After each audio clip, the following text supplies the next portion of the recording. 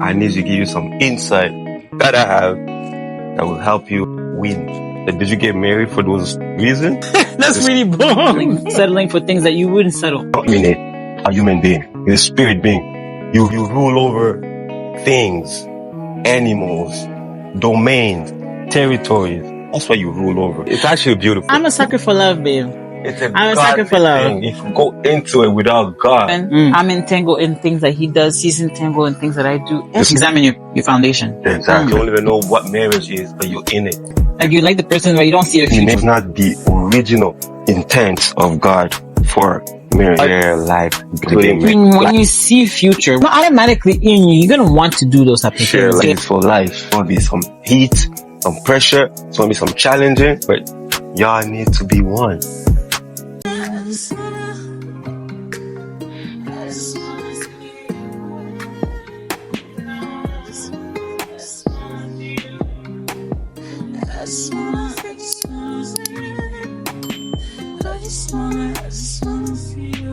What up, y'all? Hey, it's the glories. Okay, today we're gonna talk about something really, really important that you need to understand. I need to give you some insight that I have that will help you win, because we just want to see you win, right? So today we're gonna talk about marriage. I believe that the success of your marriage depends on how much you know about marriage, not how you feel about marriage. It's what you know that will give you success. What you know will give you insight. What you understand will give you direction, and you know where you're going. Mhm. So, like I said, a lot of people actually get married. You know, they're gonna build their whole life with somebody. They're gonna build a whole society, a whole family, a whole house with somebody, but they do not understand what they got themselves into. Right? They just went into it based on their own feelings, what they think, the fantasy they have about marriage. That's not a good foundation. That's an unstable foundation. Mm-hmm. When you go into marriage, due to how you feel. Because I was reading last time, and this is actually a fact. What I'm going to tell you right now, that a lot of people actually go into marriages for the wrong reason, right? They actually go into marriage for, let's say, they're trying to get back at their parents because, you know, they didn't like, you know, their family. They didn't like the quality of their family life when they were growing up, or they didn't like the way their dad was acting. So for that, let me prove them wrong. I'm gonna get married. I'm gonna show them. I'm gonna prove them that I can actually do it. Mm-hmm. You go ahead and get married. That's a bad foundation. Or like even, you know, you marry you marry your significant other because your parents don't approve of it. Right. That's also a bad motivation. As well. Bad motivation. So let's talk about the wrong motivation that actually can destroy your marriage. Those foundations along the line, yeah. Right? So we have people, you know, they try to get back at their parent. Some get married because they want to escape, you know, their unhappy family. I'm about to get married because I can't stand my family, man. Mm-hmm. It's a dysfunctional. Want to get out of here. You know, I want to get married. No, that's a bad foundation. You need knowledge. You need real knowledge of marriage, because marriage belongs to God. Mm-hmm. God put it here on earth for human being, for a man and a woman. You understand what I'm trying to say? Yeah. It's a godly thing. So you need real foundation. You need knowledge before you go into marriage. Others get married because they themselves have a negative self-image about themselves. So when they look at themselves, they don't really like how they look. They don't really like who they are. They don't really like who they became, who they turned out to be. Mm-hmm. So that negative self-image that was probably produced by your society, by your culture and all that, you need someone to basically elevate your self-image. Mm-hmm. Because you actually, you know, you have a negative self-image about yourself. So you go ahead and get married with a partner that will basically elevate your self-image. Wrong reason to get married. Wrong foundation. Don't do that. Because that's what you're standing on. Sorry? Because that's what you're standing on, right? Right. Like you're saying wrong foundation. Exactly. So that you're standing on how he makes you feel because you don't love yourself. You don't love yourself. That relationship is standing on that. The fact that he makes you feel worthy or important, or he builds up your self-esteem. Right. So we're just talking about the negative foundation right now. That people actually get married for those reasons. Mm-hmm. And then down the line it ended up being a disaster. Yeah. Right? Yeah. So we said they're trying to escape their family, Mm-hmm. their parents, or they're trying to get back at their parents. We said negative self-image. Mm-hmm. They don't like how they look. Mm-hmm. They get married for that because they don't like the way they look. They don't like who they turn out to be. They don't. Mm-hmm. So you go and get married. Others they just get married because they were married before, or they were in a relationship before, and then they had a bad breakup or bad divorce. Mm-hmm. They go ahead and get married as rebound, so they get another one quick. Right, without even healing from the previous one, or you got it. Yep. You go get married for that reason. You have a bad foundation already. Mm-hmm. Be careful. I'm just saying this so you can actually recognize, like, do you see yourself, on that level? Like, did you get married for those reasons? Just trying to examine yourself, right? Mm. Examine your foundation. Exactly. Right. That's well said. Examine your foundation. Mm-hmm. Others get married because they don't want to feel left out. Like you seeing that all of your friends are getting all married, all of your people that you grew up with, they all got married. I'm the only one. No. To the next person, whoever comes. Yeah. Unfortunately, that's a bad foundation. Mm-hmm. You can't have that foundation and expect a long life. Yeah. Relationship, right? Because mm-hmm. I'll save you though. I'll give you the good foundation that you can change your mind. You can download those foundations, and it will ignite the real marriage in you that God actually instituted. Right. Mm-hmm. So yeah, like I was saying, you get married because you don't want to feel left out. So the first opportunity you see, you jump into it, and then you settle. You know what I mean? That's not what God wants from you. That's red flags. You know what I'm saying? You will red flag. You'll ignore the red flags because you're like, you know what? I can find somebody can be with me right now, and I'm gonna be like everybody else. I'm not gonna feel left out of the gatherings or the mommy play dates and whatnot. I'm not gonna be left out. So he's interested. Let me just go with it. No, you're gonna end up settling for things that you wouldn't settle for normally. Right. Don't do that. Some want to get married because they're afraid to be independent. The fear of being independent. Like, I'm afraid to be by myself, to be responsible, to take care of things by myself. So let me go get married quick, so I won't have to be independent. Mm-hmm. That's a bad reason. You don't want to have that foundation. You go get married because you're scared, you're afraid to be independent. No, you got to be independent. It's two independent people who comes together. Right. It makes good marriage. Mm-hmm. Right. Mm-hmm. Don't have that foundation. Be independent. Right. And we'll talk about that after. Another bad foundation mm-hmm. is people actually get married because I'm in a relationship with this guy, but I don't wanna hurt him. Right? But like, I have no feelings towards this person. But I mean, you have feelings, but you don't feel like you can go further. Exactly. Like, you like the person, but you don't see a future. Right. But then at the same time, you're now you feel bad. Mm-hmm. You feel bad. You like, you know what? I just have to, let's just do it. Mm-hmm. Or like, just say yes because you're trying to, like, a people pleaser. People who like to please, they don't please themselves, but they like to please others. They find themselves in situations like that where, like, somebody's proposing and you're like, oh my God, I can't say no. I have to say yes, or else, like, I'll hurt his feelings. You don't want to have that foundation. will give you good foundation. I'm telling you right now, one of them is the truth, the knowledge, the real information about marriage. We're going to talk about it later. Yeah. So we talked about how we don't want to, we just getting married because I don't want to hurt the person feeling. It's a really bad foundation.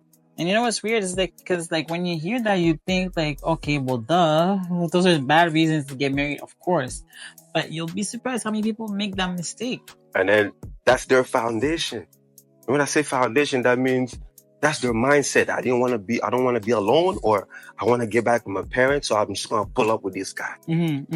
That's your foundation. That's how you go with it. You're mad every single day. But hey, guess what?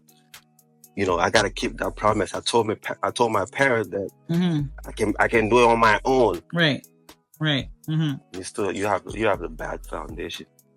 You're not happy. You're not going to have that happiness that the Lord talks about. Some actually get married because they already had sex. So you tell yourself, okay, well, I've already slept with this guy. You know what? Let's just get married because I already slept. That's a bad foundation. You were going to say something? Yeah. And it's also another way of seeing it as well. It's like you think you're in love, but really it's lust. That's also because like you didn't really form that connection, that relationship. You went straight into lust and you think, oh my God, I'm in love, because us females, we're emotional beings. So we get attached easily, and then you end up falling in love based on lust. So again, you either you get married and you don't realize it's because of the sex, or you get married because you've already had sex. So, like you already So in the marriage, you don't live you're disconnected already, right? Because you're just there because you had sex in the first place. Right. So there's nothing else. You're just together. You have a bad foundation. Right. Others get married just because they're already pregnant. It's too late now. I'm already pregnant. You have a bad foundation. You know what I mean? Right. Exactly. Or the man feels like he has to step up and get married, because it's like, okay, well, some men, they feel pressure as well, right? When they see that they're having a baby, so let me do the right thing, and let's marry the mother. It's not a bad thing. It's not a bad decision. It's just that let it not be that based on that foundation. Work on building a better foundation than being the pregnancy and having a child. That's it. That is all. Let me give you one of those good foundation that you need, right? The first one is, I said knowledge. Why do I say knowledge? Because you need to know, especially men, you need to know the difference between rulership and headship. Think about it. Rulership is not the same as headship. Rulership is in the marriage, because I feel like a lot of guys, they ended up with problem because they're tripping over authority. They'd be like, yo, I'm the man. I'm supposed to be the man of this house. I'm the strongest one. I'm the macho man. I have to give orders. Right. I have to control. No, you're not. It's not about being a ruler. Okay, what I'm trying to say here, you got to understand that rulership, it's actually you giving order. You don't rule over a spirit being, a human being. She's a spirit being, right? That means she has God's attributes, God's moral. Her abilities has no limit. Her potential has no limit. She's a spirit being. She's just like you. There's nothing, like I always say, there's nothing that makes you man better than your wife. Nothing. She's a spirit being just like you. So you can't rule over a spirit being. Let's read the verse. It talks about how husband will rule over their wife. And then I believe that the mistake with people comes from that verse, when they think that I actually have to rule over my wife. Because ruling is controlling, mastering that person. Right. Ruling is commanding that person. You have it doesn't matter how you feel. What I say goes. That's ruling. You don't rule over a human being. Ruling it's domination. You don't dominate a human being. It's a spirit being. You rule over things. animals, domains, territories. That's what you rule over. Right? That's what you have power over, not your wife. You don't control your wife. And I feel like we don't understand the difference between rulership and headship. Because when God said to the wife, since you ate the fruit, the garden of Eden, yeah. Since you ate the fruit, your desire will be for your husband, and he will rule over you. That was the result of sin, but it was not the original intent of God for marriage. So people think that even death, it's the situation that exists due to sin. Right. It was not the original intent. Yeah. It was the original plan. Yeah. It was not. So you gotta understand the difference. So let's read the verse. It's Genesis 3:16. We can read 13 to 16, but let's just read 16. There you go. Genesis 3:16. Okay. To the woman he said, I will make your pain in childbearing very severe. With painful labor, you will give birth to children. Time out. Why would a good God want you to be suffering like that? He doesn't want you to be like that. That's not his original plan for you. Right. It's just the result of what happens when you disobey, when you don't listen to him. Yeah. Right? So it's not something that you have to take on as a mindset. I gotta rule over my wife. This is how it's supposed to be. I control this whole thing. It's my thing. No, you're confused, bro. And you just keep going. Okay, and it says, where is it? Okay, your desire will be for your husband, and he will rule over you. So you understand what I'm saying? When God said it, it was due to what you have done as a man. You disobey my command. Right. This is what happened. But the original intent of God is for you to be ahead of your wife. Right. Right? When I say headship, it's different than rulership. Rulership, you're a dictator. You're an oppressor. Don't have that oppressive spirit. Right? That's not what God asked you to do. Headship, it's actually a position of authority that God gave the man, just because the man was formed first, was created first. And then when God created the man, he gave him some instruction, some information, some rules. Don't do this, don't eat this, but what you gotta do actually is to have dominion, to dominate the earth, to rule over the earth, right? Because the man had all this information first. That's the only reason you are the head of your marriage. Right. That's the only thing that makes you the head, because you actually had the information first. It's not because you're stronger than your woman. If you think about it, the woman, he's stronger than you, like a man. He's stronger than us. You're stronger than me from the waist down. Okay. You're stronger than me. But from the waist up, I'm stronger. Okay. What I mean by that is this. Because you have the ability to carry the baby, the physical stress. You have the ability to bury them, right? Right. From your legs. Us, man, if I have this pain of carrying a child, bro, I'll die. It's impossible. I can't take it. Right. Right. So that's why you're stronger than me. But when it comes to the waist up, I'm strong to protect you. Right. My strength is for me to protect anyone who attacks you or protect attacks the kids. Right. So us, man, we're made to protect you guys. Our strength is from the waist up. God made it that way.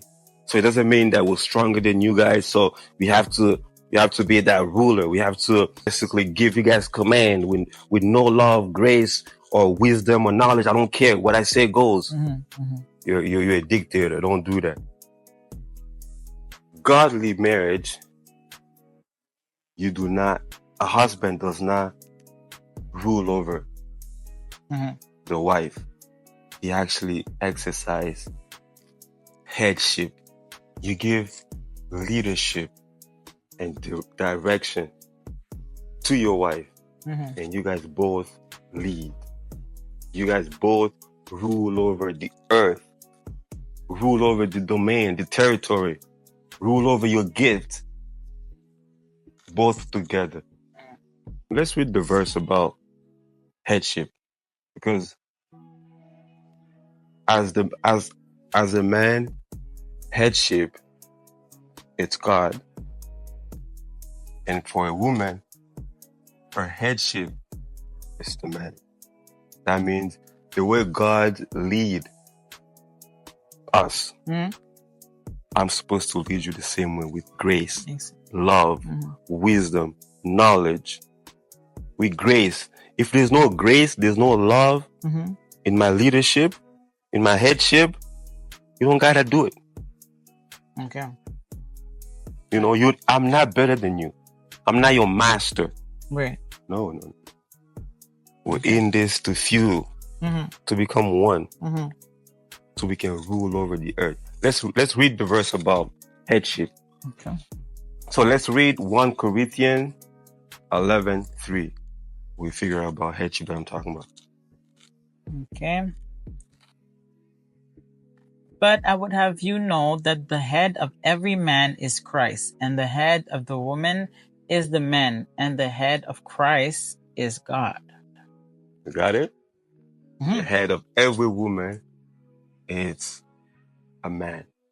Does not mean you rule over your wife. So we understand that headship as a man means you provide spiritual leadership and direction to your wife as headship. That's all. Doesn't mean you're stronger than her. You're a ruler, or no. And it has nothing to do with that, right? So a man headship, it's actually based on, like I said, knowledge. The knowledge that you have, it gives you the ability to lead. So if you don't have knowledge, right, you're still authorized. You're still a man. It doesn't change you. It doesn't change the fact that you're a man. But if you don't have knowledge, you're not allowed to have authority over your wife, because authority comes with power, with ability. Right? You gotta have the ability to be a man, and that ability that I'm talking about is the knowledge of God. Okay. Right? So most men, they don't have that knowledge of God, right? Because when you have the knowledge of God, you actually can run things. You can actually run the family when you have the knowledge of God. Because I believe that you can't have your PhD on whatever, right? But if you don't have God, the knowledge of God, I'm sorry, but you're just a dummy with a PhD. A young guy with the knowledge of God, who believes in God, he's more wiser than a 75 years old who doesn't believe in God. I tell you right now. Right? So the knowledge of God qualifies you to be a man, to actually lead, to give spiritual leadership and direction to your family. Because the only thing that makes you actually a head of the house, a head of the wife, is the knowledge that you have from God. It's based on your knowledge. We are both leaders, like I said. Me and her, we're both leaders. Right? We just have different priorities, right? I decide where to go, and you decide how we're gonna get there. I gotta respect the fact that you decide how to get there, and she gotta respect the fact that I decide where we go, where we're going. Right? So that's what God wants us to be. He wants the man to be the headship of the wife, meaning a spiritual leadership, a spiritual leader, and the one who gives direction, but they lead together, but we rule together, me and you. So you got to understand that difference between a ruler and headship. Headship, it's leadership. It's not rulership. Ruler is the result of sin. It's the situation that we have because we sin. It's just like death. Right. Death is the situation that we have because the man sinned. Right. But when it comes to God, you got to understand the real knowledge. You got to have the real understanding, the original intent of God. You got to understand that. It's not the result of sin that you need to apply in your life, but you got to apply the original intent of God for your marriage. For you, man, is to be a leader. It's to be that spiritual leader who gives direction. You better have directions in your head. You better have the knowledge, the revelation, the insights of God. Right. Right? So you can transfer that to your wife. So you guys with that union can actually rule together because you have the authority. You have the ability that God gave you already. So we understand the difference between rulership and headship. Now, let's talk about the importance of marriage, because marriage is the first institution through which God built on the whole society, the whole humanity. Right. So it's the first institution. Marriage predates. So before they were your government, your nation, your school, your businesses, your church, before all of that, there was what? A family. Right? Before the family, guess what? Your marriage. So marriage predates all other institutions. It predates your education. It predates all of that. It's the first foundation. Right? Adam and Eve, they were actually husband and wife before they were parents. So marriage is the foundation, the foundational institution that predates all other institutions, right? When I say institution, what do I mean by that? Sometimes you don't understand. Right? Institution actually means an established organization, right? So God established this organization of marriage for a man and a woman. God established it for us. God only had 3 institutions that he established that I know of. Maybe you guys know more than me. But I know 3 institutions that God himself established. When I say God established, I mean it was purely from him. He put it here on earth so man and woman can come together and become one flesh. It's a God institution, marriage. And the purpose of that institution, of this organization, is to teach the words of God first. So God instituted a family. When I say family, I'm talking about marriage, so that we can build on a whole society who actually can teach the words of God to the world system. You know what I mean? So that's the purpose of the institution. So we can rule over the earth and preach the words of God through that institution, through that establishment, through that organization, from God, not for human. It's not from us. Right? The second institution that I know of that God established himself, it's the government. You know why? You know why? Because at some point after the flood, right, after the days of Noah, life was just a mess. People were just murdering each other. Like murder was nothing. The crime of murder was nothing. A spirit being life, a spirit being was just nothing for them. They would kill each other like there's no tomorrow. So God came with a government.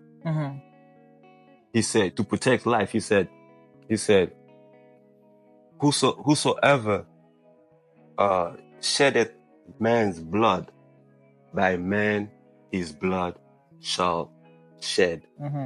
Because a man is actually the image of God. So the first reason, the first purpose of the government is to protect life. That's why God instituted the government himself. So life can be protected. So your government, his first purpose should be to protect the life of the citizen. That was a godly institution. He instituted it to protect life. That was the purpose of the first government of God. And let's read the verse. Genesis 9:6. Whosoever shedded man's blood, by man shall his blood be shed. Why? For in the image of God has God made mankind. You know what I'm saying? So the first government came to protect mankind because God didn't want his spirit being to be killed by another spirit being. So he said, he established the first government, first institution. He said, if you kill a man, you will get killed by a man. Right. Basically. To protect life. The third institution, the third establishment that God himself put is the church. The church, which is, Jesus is the cornerstone of the church. Right? And the apostle, they're supposed to spread the gospel like us. Right. Supposed to spread the good news. But the cornerstone of the church, it's Jesus. Jesus established the church as his own body. Right. He established it on earth. We can't touch that. Those are godly stuff. Those are godly institutions. Those are godly ordained institutions. Marriage, government, and the third one we said the church. So let's talk about marriage, because since we know it's a godly institution, and there's no civil law, or there's no government, there's no anything like that who possesses the power to destroy what God put together. So there's no city hall, there's no prenups that will separate what God has instituted. That's how important. That's why I'm talking about marriage is from God.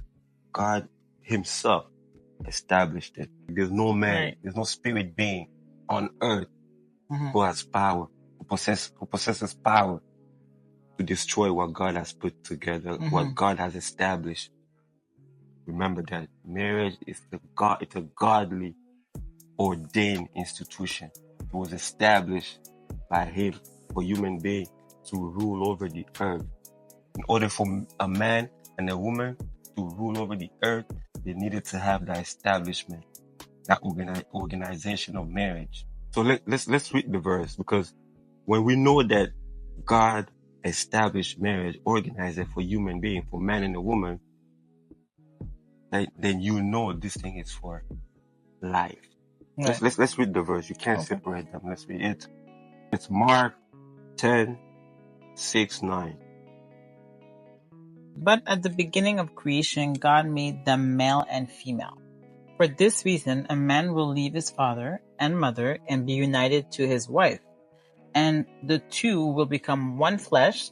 So they're no longer two, but one flesh. Therefore, what God has joined together, let no one separate. You know what I mean? No one.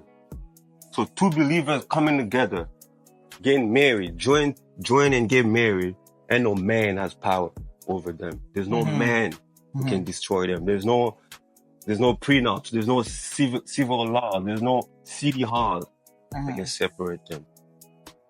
This is how important God. Even Satan knows it, right? Right. Satan knows that the devil, Satan, he knows the importance. Remember, I told you Satan was in heaven, right? He knows everything about the plans of God. He knows. So Satan knows the importance of marriage. He knows that to destroy the whole humanity. Listen to this. To destroy the whole humanity, I just have to destroy their marriages. You know why? Because Satan knows that if you destroy the marriage, it's easy to destroy the house. So if me and you are destroyed, you know what I mean? There's a problem with the kids. Yeah, of course. It's like normally majority of household where the parents were divorced. It's really challenging. It's challenging. It's really hard for because because it automatically breaks from whatever that keeps the family together is broken. So Satan knows, if I can destroy just the marriage, the two of us, the union, I will destroy the house. And if I can destroy the house, I can destroy the society. If I can destroy the society, I can actually destroy the nation, humanity. Because marriage, it's actually the foundation of the house. So you see this house, the foundation of this house, it's our success. Right. You know what I mean? And Satan knows that if I destroy us, you know, it will be easy for me to destroy the kids. If me and you just are not getting along, not healthy, easy access to destroy the house. That's why I said the house, marriage is the foundation of the house. And the house is actually the foundation of a society, because a society is just a whole bunch of houses in the territory. That makes a society, community. Right? So the source of your community, it's actually your house, the houses in the community. Right? And the source of the houses, it's what? The two of us, marriage. Right. You know, I was thinking also, if you really think about it, like you said, right, the devil knows so much about it. Like, he knows how important it is that's where, if you go back, that's where he tempted the union between Adam and Eve. First thing he tempted was what? That institution. Right off the bat, because he knew that's where it all started. That's the foundation of building human. He knew that God's plan was to actually build a humanity that will actually represent him. Right. That will represent God. So in order for God to do that, to build on humanity, he needed marriage. Right. So God established marriage to put a woman and a wife together so they can rule over the earth with the leadership of God. So the plans of the enemy, it's actually smart, because remember I told you he's actually smart. Don't get it twisted. It just needs to destroy. That's why you see a lot of marriages don't work. Because the devil knows, when I destroy the marriage, easy, I can destroy the kids, the family. They don't have no leadership. There's no guidance no more. So a healthy house is actually the key to a healthy society. So if you need a healthy society, right, healthy people, we need healthy houses. True. And healthy houses, you measure the healthy houses by measuring the health of the marriages in the house. Like the health of our relationship determines the health of the house. The health of the house determines the health of society. The health of society determines the health of the nation. Right? Exactly. Now we understand how important marriage is, right? It's actually the whole humanity depends on marriages. Think about it. The whole humanity depends on marriage, because it's on this relationship that God actually built on humanity. People actually think that marriage it's for procreation. That means to make kids, you know, to be fruitful, to have a lot of kids. It's one of the functions of marriage, right? But it's not the main, it's not the focus of marriage to make kids. Marriage is actually, it's essentially a companionship covenant through which a husband and a woman will join and become one flesh. And together, that's the main reason for marriage. And together, we can rule over the earthly domain that the Lord gave us to actually run. Right? So it's a companionship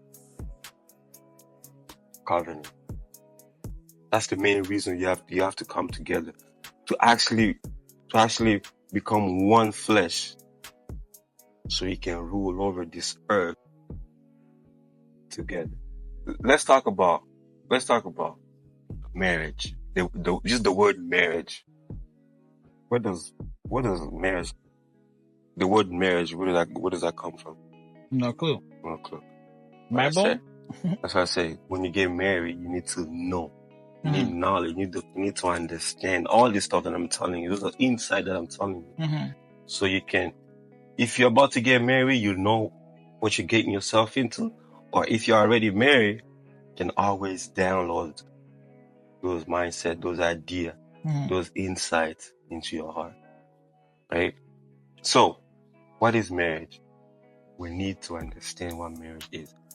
Marriage came from the word gemeo, which is a Greek word, because every time you want to understand the source of something, you have to go into this. You have to go and search the real meaning of that word, which is usually in Greek or Hebrew. Right? Marriage in Greek, it's actually gemeo. Gemeo, it's a precious stone, right? Like I say, gem. It's like a gem. Like those precious stone, like rubies. You got sapphire. Emerald, sapphire, diamond.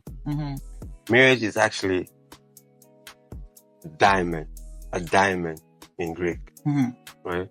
So I was wondering why they're calling it diamond. Why is marriage diamond? Now, I did my research. It's because of the way diamonds are formed. You know, below underneath the earth, underneath the surface of the earth, the way it's formed. Diamonds are formed with, you need massive pressure from the earth. You need like great heat. It has to be 22 something degrees. Right? You know, I can't tell you, I'm not an expert. I was just reading it. Right? So you need that heat, you need pressure. Right? And you need that extended period of time for those materials to like come together and become one. Right? So the more we have pressure, the more the diamond, the elements in the diamond, like to have a diamond, you need carbon. I was reading, you need carbon dioxide, you need carbon rich minerals, all those minerals, right? All these elements, it needs to be heated and it needs pressure from the earth for them to come together, to come together and to become hard.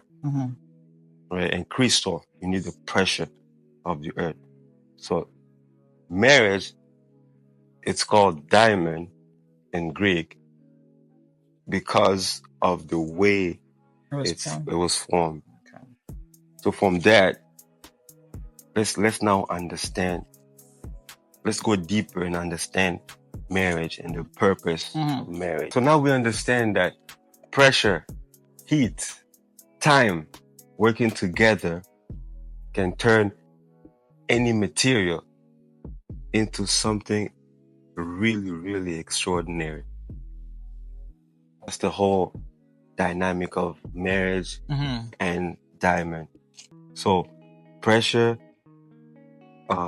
heat, time, working together actually can transform any material into something extraordinary. So godly marriage and worldly marriage, they actually respond differently to pressure, heat, and time. Worldly marriage, pressure, time, and heat, we split up. We're gonna break up. Right. We can't take the heat because we in the world, man. Problems, I can't handle you. I can't understand what you're saying. Different point of view. People actually just split up.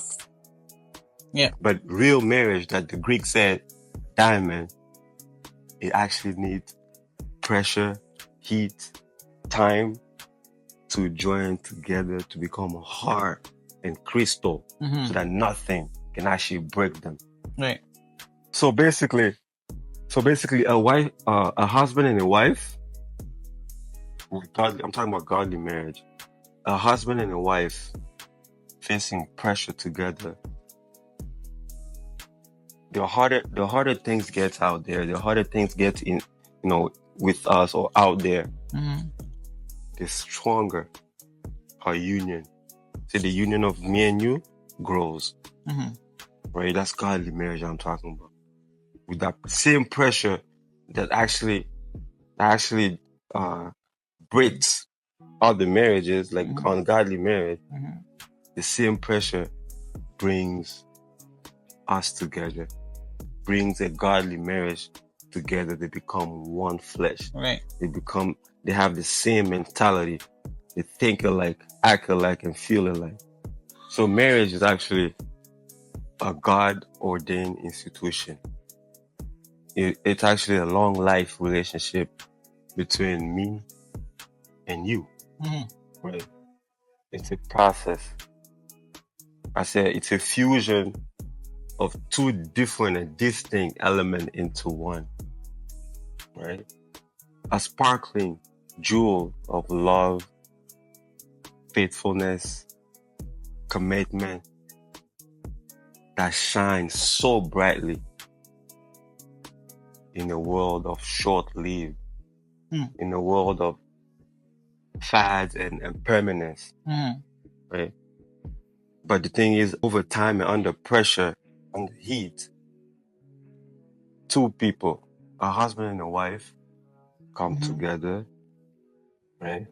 And we are just lost in each other, right?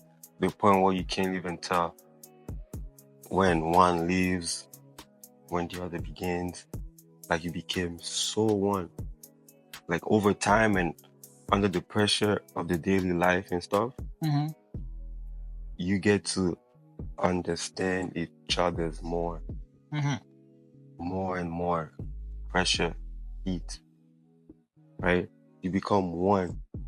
You learn to sense, like I learned to sense what's wrong with you without even saying anything, right? Yeah. So, and then that comes with time, right? Because you actually need time, pressure, and heat to basically to understand each other more, right? You have to have the ability to have empathy, to adapt, communicate, right? Yeah. And have a lot of patience with your partner. You need patience because you need time, patience, heat, pressure. You need all of that to fuse you guys, to become one. That's the purpose of marriage. It's actually to come together and be one flesh. It's like, it's almost like this world, right? I feel in this world, we're going into this world, and in the Bible it says that you will have trouble, you will have challenges, but don't worry, I'm with you, right? So it's inevitable that you'll have challenges in the world, you'll have challenges that's coming your way, but God made sure that He gives you someone who you spend those challenges with. He gives you someone who you experience those challenges, you go through it. It's gonna be like, it's gonna either make or break you. It's gonna challenge you. It's gonna push you. It's going to put you on edge and see each other's sides that you've never seen. Because why? Because it's inevitable that we're supposed to go through things already as a person already. So now, same thing with Adam, like, right? Adam, he was by himself. And God was like, well, you need someone to be by your side. So he took from the rib and made Eve and gave him Eve to spend life with him. So basically what I'm hearing you say is that those challenges, right? They're basically, it's like a series of tests, I feel. Even when you do vows, it's like you vow to do this, you vow to love through thick and thin, sickness. Because why? Because it's inevitable that those things will happen. And you're gonna stick by each other throughout those things. So those things that normally it's there to break you, like if you really think about it, or like as an overall, right? If you're not strong, if you don't withstand those, it's going to break you. But we're telling you that very thing that normally is supposed to break you, it's what keeps you together. Because over time, you guys, at some point, your point of view, your attention will be focused in each other. What happens is we become to have the same mentality, right? There's no more your way of seeing things. There's no more your mentality. There's no more my mentality. It's our mentality, and that's when you become one flesh. When you're having the same mentality with your partner, but it takes time. The first act of marriage, tell yourself this is nothing. Well, it's something because you need good foundation. Because you're gonna go through a lot. You're gonna go through a hardship. You're gonna go through heat, pressure of parents, of culture, right? It's gonna be a collision of two different culture, two different history, two different memories, habits that you're gonna have to adapt to. You're gonna have to be one with, to blend with. It's not a bondage. No. It's a fusion of what? Mentality, of what? Lifestyle, of what? Habit, of what? Memories. And it takes patience, time, and hard work to build that.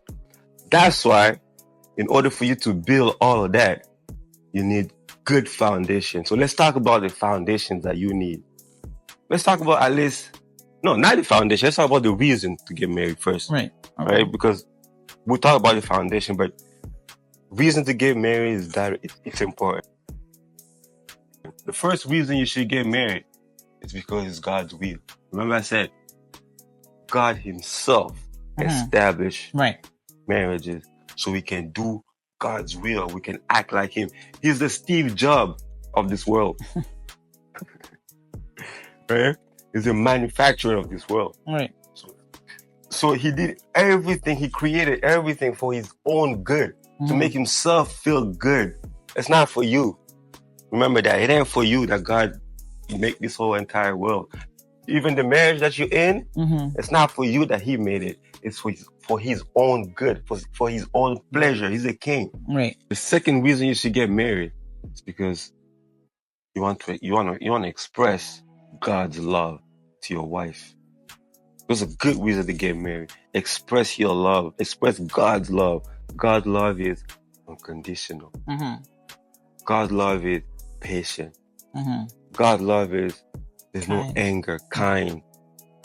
Right? So when you get married, tell yourself, I'm about to express God, because God owns you. Remember that God owns you. So what you do here on earth is to express who God is. Right. That's why he wants you to be here on earth. To express his love, to express his will, to express his purpose, to express his intent. Right? So you get married. A good reason to get married is to express God's love to your wife. There's nothing your wife can do. There's nothing we can do that will actually stop God from loving us. Right. There's nothing you can do. It's unconditional. Right? That's what God wants you to do. He wants you to express the same kind of love. So that unconditional love for your partner, for your marriage, for your husband or your wife. That same love that Jesus has for you, he wants you to do that exact same thing with your partner. So love them unconditionally. Love them unconditionally. The third reason to get married, good reason, to fulfill your sexual needs and desires. In a godly way, of course. Because we're all human. Right? God, the way he created us, is to reproduce ourselves, to have more of us. Right. That's why he gave us that desire. It's a holy desire. It came from God. God put it in us. Right? So we can recreate.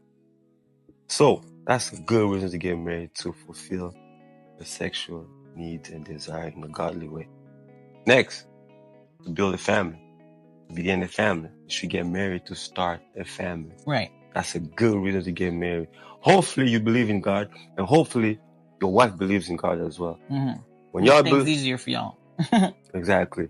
When y'all believe in God, you guys have the original foundation of marriage. You guys are in the godly domain. You hold the secret. Right. Yeah. When you're in a godly marriage, you hold the secret of what it takes to last. You should be blessed now. So you want the secret? Exactly. Be a godly marriage, and then you'll see it. You'll get the secret, and then it will last. Godly marriage. Believe in God. You and your wife believe in God, and commit to that institution. Commit to that establishment. Right. So you can start a family. Mm-hmm. A family who will be the society tomorrow. Who right. will take care of their family, and they'll do the same thing. So we can have the whole humanity all for God. Right? Those are good reasons to get married, to start a family, a godly family. It's like you said, baby, it's that institution. For me, when I hear institution, I see like a company example, right? School. So something that has like a set of, I mean, I wouldn't say a set of, but it's like a company where there's principles, there's rules. And also, there's also like key components, right? So example, there's the CEO, there's the president, there's the employees, there's whichever. There's the same thing I feel in a marriage, right? So you have the president, the CEO. It could be you, me, and then we have the kids that we are also teaching and growing, and then we have like businesses that we're trying to grow. We're trying to make it in this world, make it an empire. To all that is basically build. It's an institution because you're building, right? I don't know if you know what I mean. It's like you're. It's exactly that. It's an institution. It's something that you build. You're building, but God established it, right? So you can build on. Right, exactly. Build on it. Exactly. Like that's the foundation basically. So then like what happens is that the institution is well ran, then you have no choice but to flourish in the world and make a difference. And then what happens is that your kids are gonna do the same thing to their kids, and their kids gonna do the same thing to their kids, and then they're gonna influence other people, and then it's like it starts from there. Good reason to get married is to start a family, a godly family, where they have a head and there's a body. A head make decision.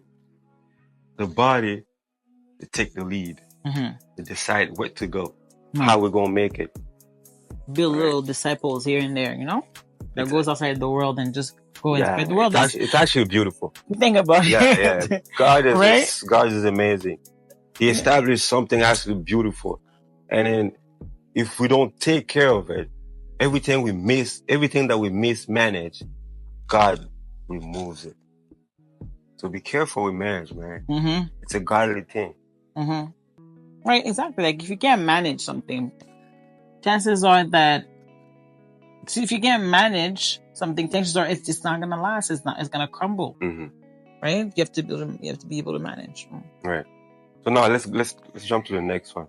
The next one, the good reason to get married, it's actually to share life together. To share all things together. Because I know people out there, they think they get married because, they're going to be one flesh. But what ended up happening is they're married, but one of them has his own account. One of them has his own stuff going on. Come on now. You guys are sharing life together. It's a whole journey of life that you're sharing. That means you're sharing your gift. You're sharing your talent. You're sharing your money. You're sharing your ideas. You're sharing all things together. You know what I mean? Yeah. Like, I don't see anything that I hide from you. I don't hide anything from you. Like, my phone password you have. Everything is ours. Literally. Everything is ours. It's not what it is. Like, so your bank account, I know the password, you know the password. But it's not even like, joint account, I have access to your emails. Like everything is just one. There's not one thing that's yours and that's mine. I feel like we can have our own, we can have our own independence in those things, but we're still one. Still one. Even when you're independent, we're connected. I know exactly what you're doing. You know exactly what I'm doing. Exactly. There's no difference between you and me. Same mentality, same way of thinking, same way of, you know what I mean? Yeah, it's not even like a need. It's not like, oh, I need to know where you're going. No, it's just natural. It just become like, he becomes me, I become you. That's one of the good reasons to get married, to share life together. All things, including money, including life. I remember with you, that's what it was as well. I remember like it was yesterday when you wanted, like we were together for what, 3 years, I think. And then after you're like, you know what? I want to start a family. I want to build with you. I want to go far.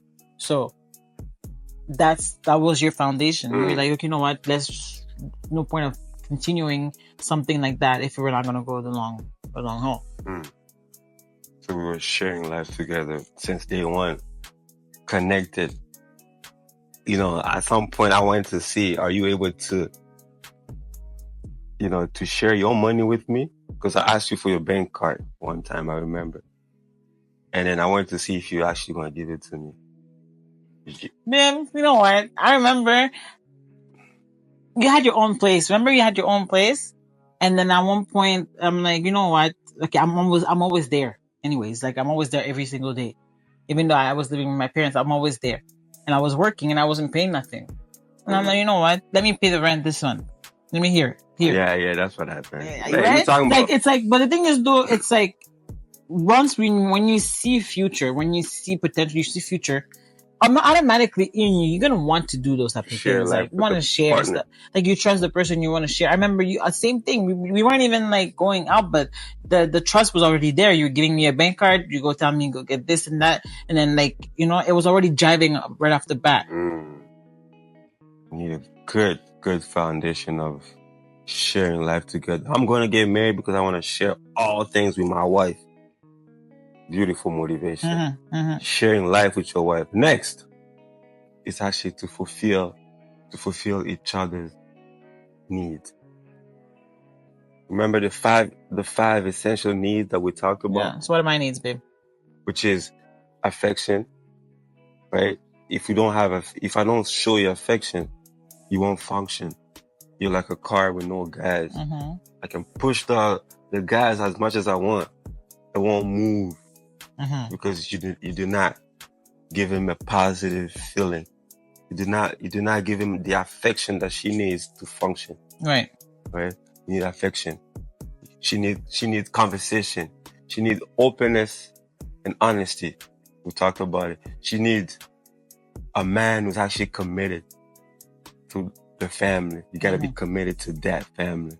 And she also needs financial support. So you gotta be able to fulfill those needs as a man. And us men too, we got our needs. I don't want to talk about So what you have is, let's see if I did my homework.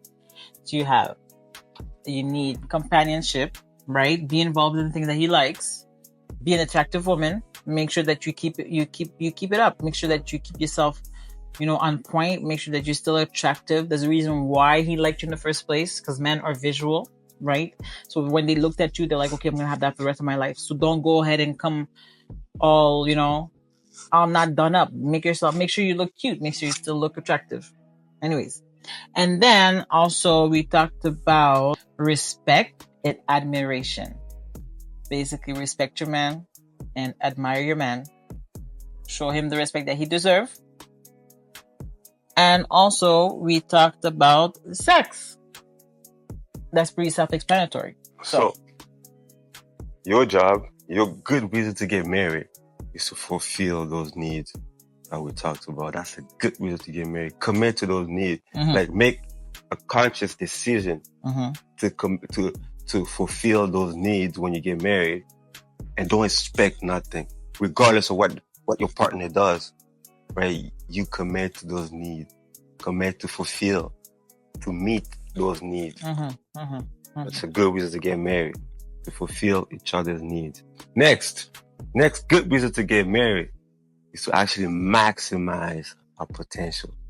Because you got some abilities that you don't even know you have, right? So my job actually is to help you maximize all of your potentials that's in you, that is actually raw material inside of you. Right. like the world haven't seen. The world haven't seen you. You haven't show up yet. So my job is to actually help you show up, maximize all this potential, your talent, your gifts, your calling, all that you have that the world needs. I'm getting married, you know, I'm getting married for you to actually show up in the world. Right. So like that's when they say like you bring the best out of each other. That's it. I think that's what they mean. And if you want to go deeper into that saying, bringing the best out of each other, meaning that you're supposed to elevate together. You're supposed to go to the next level together. You're not supposed to stay stagnant. You're not supposed to stay in a plateau. You're supposed to grow. You're supposed to, and that move up in the world. That brings us to the last one. Spiritual growth. You get married. A good reason to get married so we can grow spiritually. Which is self-explanatory, right? Right. Grow spiritually. So these are the good reasons to get married. Go ahead. I mean, grow spiritually, I feel like something that we can actually elaborate on, right? Like when grow spiritually mean that you hold each other accountable regarding the relationship that you both have individually with Christ, right?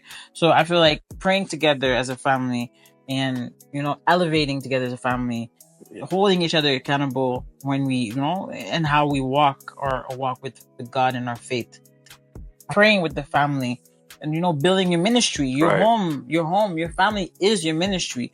If your home is no good, out there it ain't gonna be good. You're not gonna be able to serve out there if you're not able to serve in your own home. I learned how to teach the words of God through my family. Every single night, I get them sitting down. Let's talk about the world. Let's talk about God. Let's talk about the word. I preach. That's what you're supposed to do. Yeah. You're supposed to grow spiritually. And one of the good reasons to get married is to grow spiritually. Now, let's talk about the good foundation of marriage, because remember in the beginning, we talked about the bad foundation, unstable foundation. Right. Now let's talk about solid foundation that will sustain a long life relationship between the man and the woman. Foundation. What holds the marriage? No good foundation drops. We really see it like that. Because it's for life, right? It's going to be some heat, some pressure. It's going to be some challenging. But y'all need to be one at the same time. But to be one, though, you need a solid foundation. Let's dive into it.